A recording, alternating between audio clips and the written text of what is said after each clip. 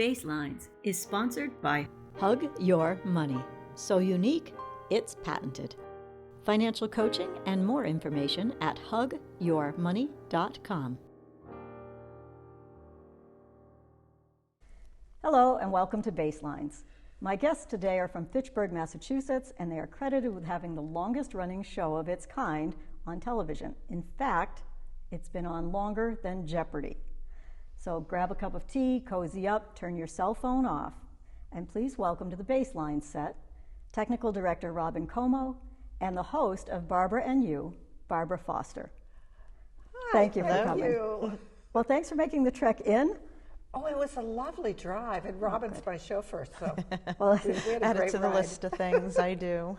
So let me start by saying we have a clip which we'll play. Everybody has their 15 minutes of fame, they say. You've had many 15 minutes of fames, but the very first one that you had happened to turn you into a redhead.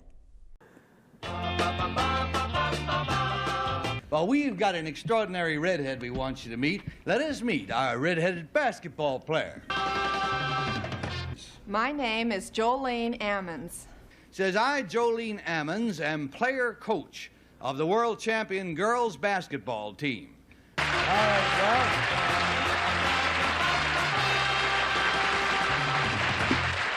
What's traveling? Yes. Oh, when you walk with the ball. Thank you. How many cities in the country do you tend to travel to over the course of a year? I can't really tell you how many cities. We're on the road for 7 months, playing 7 nights a week. 7 nights a week? Yes. Number one, are you all natural redheads? Only our hairdresser knows for sure. If you play basketball good enough, you don't have to be. I see. We have 7 members on our team. 7, that's Yes. the usual basketball team. Your usual professional teams have more. The ballots must be marked with a 1. But anyway, I voted for number 1. She looks nimble to me. All righty, so we got a 1 showing there. I went along with number 1 because she knew the difference between offensive, defensive foul. Oh, it's number It's one. number Yeah. Number 1, please tell us about yourself. My real name is Barbara Tianhara. I'm from Fitchburg, Massachusetts. I'm a housewife and the mother of 6 children ranging in age from 4 to 16. All right.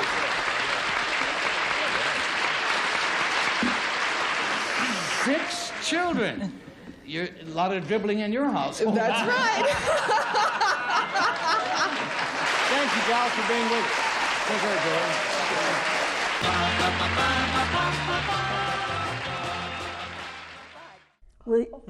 Would you tell the story about that? Oh, good. You surprised me. Good job there. Well, I was an imposter on the TV show To Tell the Truth. And I was supposed to be a part of the All-American Redheads basketball team, which was the first professional women's basketball team. I think they only played the Harlem Globetrotters, but that's what it was all about. And I was a very good liar, which was the point on To Tell the Truth. I fooled 2 of the contestants, and one of whom was Alan Alda. Oh, be still my heart. He wasn't a regular on that show. The host was Gary Moore, and there are 3 the real person and 2 other imposters. Some people would remember To Tell the Truth. And it did help me get it. I didn't go there with any intentions, but because of the publicity about being on that show, it turned out that the newspaper wrote an article, and I had done some modeling in Cincinnati. I had done some TV commercials when I lived in Cincinnati, and now I'm a New Englander. And so when the article was written, then the cable company, there was no such thing as public access back in those days. And the cable company called me and said, would you like to do a local TV program? And I thought, well, sure, why not? And here I am. What an interesting start. The person you were impersonating was Jolene Ammons, I think, right? Yes. And when you all stood up at the end, I was shocked to see that they'd chosen you, although your height was there, right? She looked like a basketball player, but you knew the difference between defense and offense and some things like that. Are you a sports fan? I've raised 7 children, and the boys were all good athletes, and I've been to a lot of basketball, football, baseball games. But actually, even as a teenager in school, I was the majorette captain, so I was always at the football games, the basketball games. Yeah, I've always liked sports. And I think my parents did also, but they liked boxing. That's one that wasn't one of my favorites. Really? Do you love sports, Robyn? Some. So do you talk about that together ever or not? No, not really. Wow, we talk so much of this. I know. There's something we Sports never comes up. I should interview you about that. There you go. The things we haven't talked about yet, right? Well, speaking of that, let me involve you for just a moment and put you on the hot seat. When we were off the air, you mentioned that you had a long drive-in together, which meant that you had time to talk about more than, is the camera okay? What about the mic? Because you're the technical director, right? Yes. And Barbara says, I'm not technical at all. But on the ride in, you talked about something. I don't know what it is, but I'm going to ask you if it was something you'd be willing to share with us.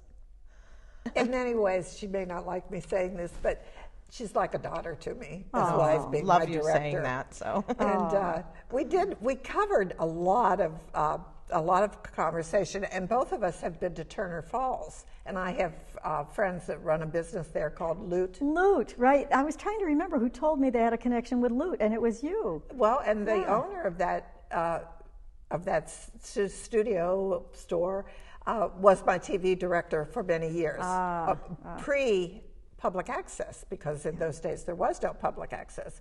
And John McNamara was my director for a long, long time. I don't think you ever met him. I don't think so. No. And when the cable company said, we're not going to do this anymore after 20 years, I thought, okay, it's been a good run. I'm okay with that. But the same day I got that news, Fitchburg called me, Leominster and Lunenburg all called me wanting me to come to their public access studio. Wow. So I interviewed with the three places, and I don't know if I should say she interviewed them. Evidently, I mean, they called she her. had her choice of studios to go to. It's pretty impressive. Well, first of all, Fitchburg had the best equipment and a good crew. Yes, still do, except out here. Yes. In Greenfield, it's different. But anyway, the thing that got me, the general manager said, most people that do their own shows, they get their own guests. They have to know about how to run the camera. Bring your own crew. Bring your own crew, everything. That's right. And Fitchburg was the only one where the general manager said, Barbara, you bring the guests, you do your show, and we'll take care of everything else. Yeah.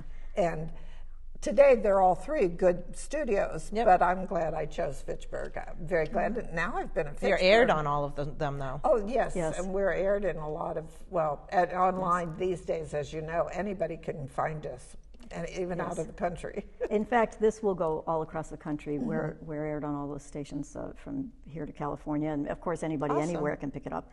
So that we'll be happy to spread the word about that. Well, that reminds me. Yeah. We have kind of an interesting story about COVID.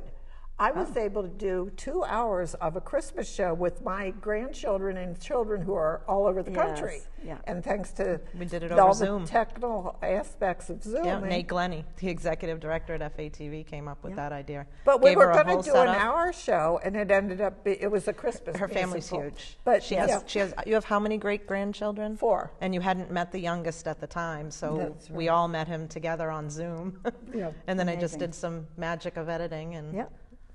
That was fun. That was a lot of. Actually, Zoom shows weren't terrible.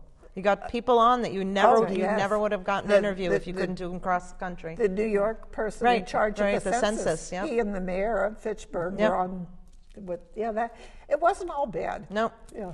So let me ask how long the two of you have been doing the show together. How long have you been Barbara's technical director? I want to say I've been with them for 9 years, and it was probably 2 years after that. They do an awards ceremony every year called the Boulder Award. Fitchburg downtown has a giant boulder that is rumored to have rolled down Rollstone Hill and landed in the center of Fitchburg. I recently learned that there's not a true story, but Pete Capadagli, I did the rock walk. But they do an award, and they go out and they get a rock, and they mount it on a base, and they put a big plaque, and they give it to a community leader type person every year, and they have a big awards banquet. And Barbara got the Boulder Award, and I want to say I think it was 18 or 19. Yes, it was 19. Yeah. And that's when I found out she needed a director. I didn't realize that Michael had left. She had a high school student who was volunteering, and he went off to join the military after graduation. Sure.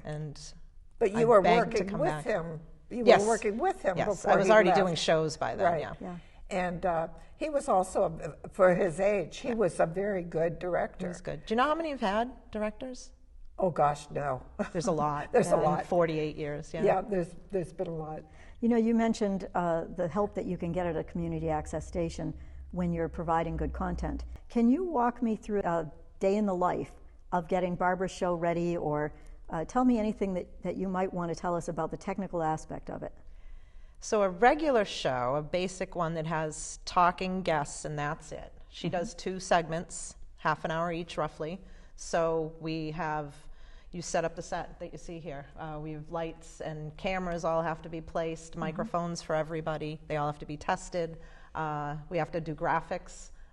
We film live to tape, so there's no editing afterwards. So any videos, any pictures, any graphics we want to use have to be made and then be put into the computer system that we use to run it. Yes.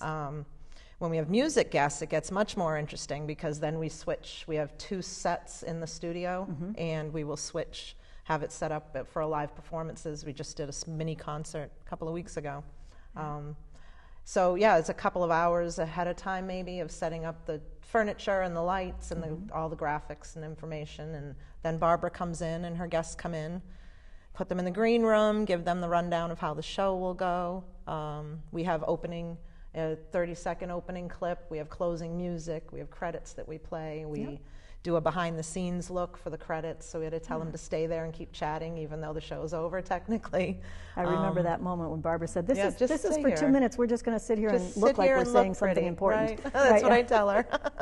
Right. And that's about it. And it's kind of the same thing every week. She's been doing the show every week for 48 years. Yes. Occasionally, when she goes to visit family or something, we play a repeat of one of the better ones. But we're now planning our Christmas special. She does a Christmas special every year. We were doing 2, but we lost the International Veterans Chorus, which is a little sad. It is sad, but we'll find somebody to replace them. So thank you, first of all. Sure. But 48 years of interviewing people.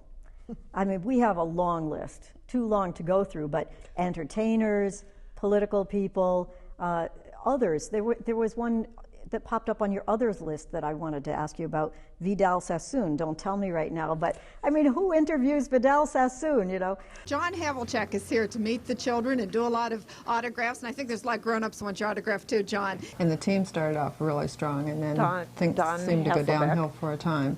This is Woody Dumart, and Woody, you're coaching the old-timers? No, supposedly in name only. They go on the ice when they feel like it. We couldn't talk to the Bruins old-timers without talking to the chief, Johnny Busick. Nice to see you again, John. And I mean, we have Johnny Cash, we have Freddie Fender, we have, you name it, you have interviewed these people. John Havlicek, Nadia Comaneci, right? So I want to hear your stories about that. But you have interviewed so many local celebrities and celebrities.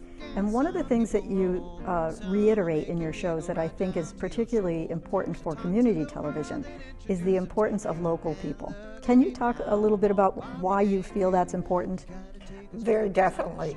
And it's something that makes me feel really good if there's somebody in the community going about their business, doing kind deeds, and they don't get the recognition I feel they deserve. And I love helping to shine the spotlight on people who do a lot of good work. And I do stress, the celebrities, it's kind of impressive, but it comes and goes. But the community people are there, and they're there to stay. And we live in a wonderful area. There are so many charities, really good charities going on. I know you feel the same way. And if being on my show for an hour helps them do what they do, it makes me feel really good. I'm the fortunate one. Basslines is sponsored by Hug Your Money. So unique, it's patented. Financial coaching and more information at hugyourmoney.com. I literally tracked you down at a party we were both attending, a 90th birthday party, when you sang to the gentleman turning 90. Richard, yeah. And I heard your singing, and I said, I have to meet this woman. And there was a lot of people at that party. It's one of the best parties I've ever been to. It was a good party. I'm not leaving here without meeting that person right there. And if we just chatted for a little while, and we've kind of clicked that we have a lot in common. And so you agreed to come on my show, and now here I am on your show. Well, Thank you. We're not reciprocating out of any sort of obligation. This is a great topic to interview about, but thank you. Yeah, so that speaks to your interviewing prowess. I was just there at a birthday party to sing to my friend who is 90 years old, and I understand people thought I was going to sing Happy Birthday, which I thought I'm one of those. That would be pretty lame. I show up, I drive 2 hours to sing Happy Birthday. But it was a lovely moment, and he made it and that kind of connection that you feel when you're in an intimate moment with somebody you're singing to or somebody you're interviewing, and the feeling is palpable. But we would never have been on your show or met, any of us, or be doing this show right now if it weren't for your boldness. Well, I think I actually got in your face and said, I have to talk to you. You absolutely did that. Because I'm not shy. You we really all know did. That. You did. You came right up to me and said, I have to talk to you. And I thought, this is interesting, But yes, we clicked in many ways. I want to ask you this question. This is sort of a clown's pocket of ideas. As much as I might think we prepare for a show like this, I like to just let the conversation take us where we want it to. You close every show by saying good night and God bless, I believe. Mm-hmm. So do you mind if I ask you about, not religion, but about faith and what faith means in your life? Well, okay, you're throwing me a curve. I didn't expect that one, but That's yes, the point, I say this is Barbara Foster saying good night and God bless you. And I mean it sincerely, because I wouldn't be doing anything that I'm doing, and God has helped me through many trials in life. You're getting me to tear up even. And it's just what I want to leave people with. God bless you. Yeah. When I heard that at the end of our show, and this is not a thing about me, but we close every musical show, almost every musical show, with a certain ballad, and one of the lines in it is "God bless you, pleasant dreams, sweetheart." And it's a song nobody ever does. It's called "Good Night, My Love." And when you did that at the close of your show, I felt that connection again between us. It's very interesting. Thank you for sharing that with me. And that reminds me of a group that's been on my show called, I don't even know what their titles are. They sing bluegrass. The bluegrass, I don't know if they have a title. I don't know. But Robyn and I became fans of theirs. I won't go into how I first met them, but anyway, they've come on my show, and they play in a restaurant that Robyn and I have gone to see them in the restaurant, and we had to leave early. So I went up and said, will you please sing Will the Circle Be Unbroken? Because I had heard him sing that before. Yeah. And he said, well, I usually close with that. I said, but I have to leave. We can't stay. So he sang that for us. Oh. But that's another one of those situations where it's a feel-good thing. It's a statement of faith, Will the Circle Be Unbroken, which, of course, was written by June Carter's mother. Yeah. You knew that. Most people don't know that. Well, of course, it's a perfect segue. I would love to save this story, for another moment, but we're right there right now. So we will talk about other people that you've interviewed, but let's just say it, Johnny Cash. What was it like to interview Johnny Cash? Well, of my long list of the celebrities I've interviewed, everyone, including my grandson's teenage friends, when they look at the list, the one everybody's impressed with is Johnny Cash. Mm-hmm. And he's probably better known and more popular now than he ever was even years ago. Sure. But he was, the first time I interviewed him, he was just a perfect gentleman. He met me before they went on the stage, and we just had a conversation. He was just so like you, very polite, throwing questions back at me as I'm questioning him. And it was just wonderful. And so much so that when I went home and told my daughter, which raising 7 kids And being on TV, they weren't impressed with Mom at all. No? And sometimes they'd have to come and help run a camera. Yeah. Oh, I forgot to tell you about that. It becomes normal, right? But even my children were impressed at that stage, Johnny Cash. And now my 17-year-old grandson and his friends are impressed with Johnny Cash. So you don't get any better. It doesn't seem like you would get any better than that. Now, I'll try to condense this and not make it too long of a story. But about 3 years later, after I had first interviewed him, he was coming to Webster, Massachusetts, where there's a big venue and outdoor concerts, and he was appearing. So I got a hold of his manager and said, I've interviewed Johnny before, and I would like to interview him again. So it was all set up that I could go to this Indian ranch and interview Johnny Cash. Yes. Well, when I got there with 2 crew members, he wasn't coming out. They had told me where to wait. He wasn't coming out. And finally, a man that I didn't recognize came up to me and said, Mr. Cash is very sorry, but he's not going to be able to do an interview with you because he's not feeling well. And I did remember that in the first time when I interviewed him, he said that ever since he's been clean and sober, he vowed he would never, ever stand up an audience that paid good money to come and hear him. Yep. And he felt he had to save his energy to do that. Now, he's Johnny Cash. I'm nobody. He sends out his son, John Carter Cash, and the guy whose name I won't remember at this moment. He's been in a part of Johnny's band since day one. He sent them out so I would have 2 people to interview. So you wouldn't waste your time? I wouldn't waste my time. And then we had seats right in the front row. So I saw him coming out with 2 gentlemen on either side, literally holding him up, helping him get up the stairs to go on the stage. And he put on a show that the audience would not have known that he was very sick. And he was also sweating profusely even before he started to sing. So he's just a good, all-around good guy. And actually, a lot of people don't realize that he died 7 months after his wife died. One of those really good love stories. And broken heart? Yes. Yeah. I mean, where do you go after Johnny Cash? Well, I liked a lot of the others. John Havlicek. I was a fan of his at Ohio State. Oh. And there was another player on the same team, Jerry Lucas, who got all the attention because he was also very good. And I used to say to people, watch Havlicek, he's going to go further. And he did. Yeah. Yeah. But he was also very, I've only had 2 instances where people told me they were going to, I'm not counting Johnny Cash because he was legitimate, but I won't. There were 2 people that were celebrities who changed their mind and didn't grant me an interview. Oh, who was the one you called their hotel room? Oh, that was a good one. Yeah. Jerry Lee Lewis. Is that Jerry Lee Lewis and Fats Domino. Just picks up the phone and calls and says, and their manager said no, and you got them direct. Tell the story. The manager had said ahead of time they are not doing any interviews, and there were newspaper reporters who were there that night. Nobody could do interviews, but that day I thought, well, what the heck? They're probably staying at a hotel in Worcester. I'm just going to call and see if I get through to them. Now, you know, celebrities don't usually register under their own name. That's right. Yeah. I called one. It was Fats Domino. He said, well, sure, I'll do an interview with you. Meet us backstage or before we go into the building.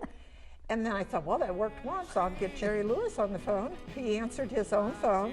He said, well, sure, darling, you just come on backstage. So when we got there, the manager was upset that they had agreed to do this with me. Sure. But what was he going to do or say? Be Mr. Meanie? Yeah. So he made me sit on a chair with one of them on either side of me. So I'm interviewing both of them, and it looks like I'm watching a ping pong match or a tennis match. But they were both very, very nice. And oh, my daughter she was probably 8 years old then. She was so impressed with Fats Domino because he had rings on every finger. Oh, that was all the big bling. thing she remembered. She remembered the and bling, then she got to meet Michael Dukakis when he was running. But this was when he was just running for governor, I think. But he also is such a nice person that when he's talking to you, he makes you feel like you're the most important person around. And then, of course, his people are giving him the high sign. Time to go. Yeah. But my daughter, when we drove away that day, she said, Mommy, couldn't you marry him? And I said, no, honey, he's got a wife named Kitty. And I told him that story many, many years later. And he still said, oh, don't tell Kitty. Oh, that was sweet, really sweet. Boy, I could stay in interviews forever. I want to talk about your modeling a bit, and I want the George Wallace story. There's so many things that I would like to talk to you about. What do you tell people? It's not the George Wallace. No, you have you have a story for everything. Oh yeah, I do have a story for really everything. We're doing 3 hours. I know. We're doing 3 hours. Easy 3 hours. You guys are okay with that in there, right? 3 hours. I remember as a little girl, I was in gymnastics as a little girl, as many of us were. I remember the moment that Nadia Comaneci got the perfect 10. You interviewed her, but I don't know anything about that interview. Would you mind sharing this story? Actually, there was a trade show going on in Boston, and she was one of the speakers. And I don't know who was my director then. Certainly wasn't Michael. No, that was a while ago. It was before FATV existed. We drove into Boston, and I don't remember if I had made arrangements ahead of time or what. But she was very sweet and just really, really nice person. What did she think about, getting a perfect 10? I mean, did she ever think that would be possible, or? She was very humble. She was. Yeah, she wasn't a person that blew her own horn, so to speak. Yeah. She was very polite, just very, very sociable. An amazing gymnast. And how did you get that interview? I can't remember if I made arrangements ahead of time or if I just said, let's drive in and see if we can do this. Either one's just as likely, right? I don't remember. But here's a thing. Again, off camera, sometimes I get these little nuggets. And you, as a great interviewer, asked me one of your favorite questions, like use a word to describe yourself that nobody else would use. And you used? Shy. Yeah. Yeah. For anybody listening to the number of people that you've interviewed or coming up to me at a party and saying, I have to talk to you, shy would not come to mind. So let me ask you, what gets in your way? What's the stumbling block for you, if there is one, an obstacle? Well, I think it's important not to be pushy. If there's something you really aren't comfortable doing, you just have to say, well, I'd love to do it, but I'm all booked up, or I don't have the time to devote and do justice for you, or just try to be polite and kind. And I'm no Pollyanna, and I get angry sometimes. I know you can't believe that, Robyn. I cannot believe that. What makes you angry? No. What pushes your button? That can light you up? I really couldn't even think of anything to tell you. That's interesting, because I once said to somebody recently, it takes a lot to make me angry, but you don't want to do it, right? Sounds good. I like that. But it takes a lot to really, you too? Yeah. Some people are very quick to anger, but is there anything that you would like to have done differently in your life so far? I'm still shocked and surprised I'm doing what I'm doing. Yeah. How did you phrase that? Anything you'd like to have done differently? Something big that you'd like to have changed? I don't know how to answer that. A lot of people have said to me, why didn't you ever try to go to New York and do a TV show or model? On the modeling issue, I'm much like you. I'm much too short to be a runway model. So I never did that, not runway modeling. You're so photogenic, I happen to be photogenic. Yeah. And that's something I did nothing to earn it. And in the past, I've been asked to speak to high school girls about, everybody thinks being a model's the greatest thing, or this or that. Yeah. And I say, well, first of all, if you do happen to end up that you're photogenic or you're tall and slim, it's not something you created. You were created that way. Mm. And now you're one of many other women that are just as good as you. So don't knock yourself out over it. You know what I mean?